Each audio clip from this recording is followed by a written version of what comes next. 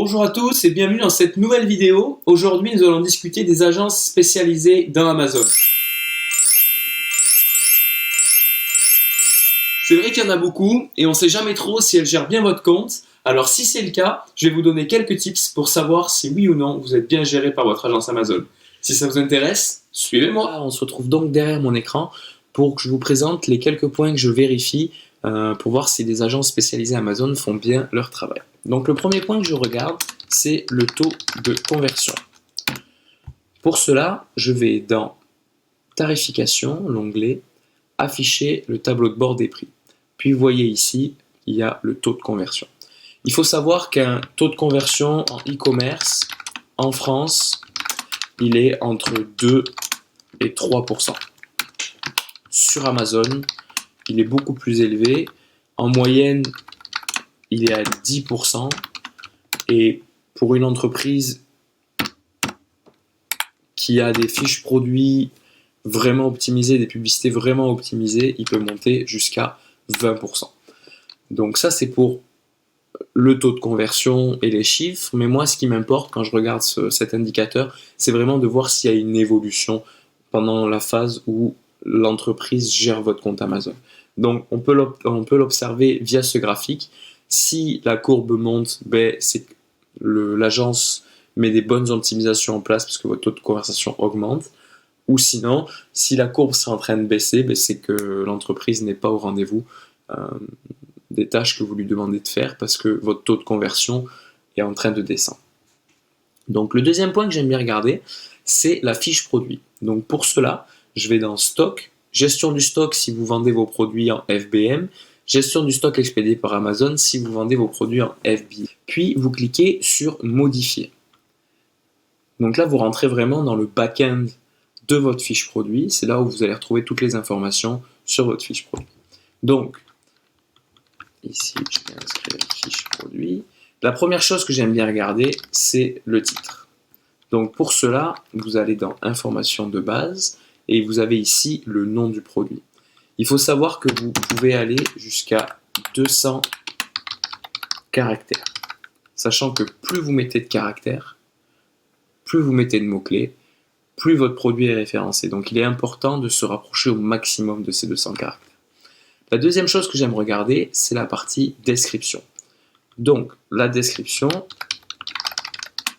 il est possible d'aller jusqu'à 2000 caractères. Donc là encore, c'est très important d'aller au maximum des caractères qu'on peut parce que plus il y a de mots-clés, plus on est référencé, plus facile c'est pour les clients de vous trouver et plus vous allez faire de ventes. Ensuite, ce que vous allez regarder, c'est les bullet points. Hop, les bullet points. Les bullet points, vous en avez le droit à 5. Donc, vous en avez droit à 5. Donc, c'est ici, caractéristiques du produit. Vous voyez, il y a 5 emplacements. Il est très important de compléter les 5. C'est comme pour la description longue. Plus vous mettez d'informations, plus déjà votre client va comprendre votre produit. Et en plus de ça, vous aurez un meilleur référencement, donc il sera plus facile pour lui de le trouver. Et enfin, le dernier point que je regarde, c'est les mots-clés. Et ça, c'est les plus importants. Vous avez droit pour les mots-clés à 250 caractères. Donc, pour regarder les mots-clés, vous allez dans cet onglet mots-clés et vous regardez ici termes de recherche. Ça, c'est tous les mots-clés que quand le client va taper un mot-clé dans la barre de recherche, si vous l'avez mis, vous inscrit ici, vous avez une chance que ça apparaisse au vu du client. Donc, si sur tous ces points de la fiche produit, vous voyez qu'il n'y a pas de mots-clés, vous voyez qu'il n'y a que 3 bullet points sur les 5 qui sont complétés, une description qui est qu'à 200 caractères alors que vous pouvez aller jusqu'à 2000, un titre avec, je vais dire une bêtise, mais peut-être 100 caractères à la place de 195. Et bien dans ces cas-là, c'est toutes des optimisations qui n'ont pas été faites par votre agence. Et là, vous pouvez déceler qu'elle n'est pas au rendez-vous et donc vous pouvez lui demander d'apporter des modifications. Le deuxième point que j'aime bien regarder, c'est le ECOS. Donc, le ECOS, pour ça, on va dans Annonce, gestionnaire de campagne. Donc, qu'est-ce que le ECOS? Le ECOS, c'est le Advertising Cost of Sale. C'est donc mes dépenses publicitaires que je divise par mes recettes pub. Donc, en l'occurrence, sur cet exemple, mon ECOS qui est de 15,12, c'est mes 1108 de dépensés en publicitaire versus les 7334 € qui m'ont rapporté. Donc, pourquoi je vous parle du ECOS? Ce qui est important de regarder, en fait, c'est s'il y a eu une diminution de ce ECOS au fil du temps.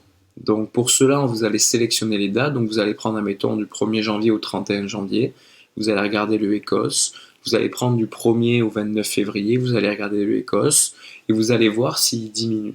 S'il diminue, ça veut dire que l'entreprise spécialisée dans Amazon avec laquelle vous traitez a fait des optimisations de publicité et donc a bien fait son travail. Le deuxième point que j'aime bien regarder, et le dernier que je vais vous montrer dans cette vidéo, c'est les mots-clés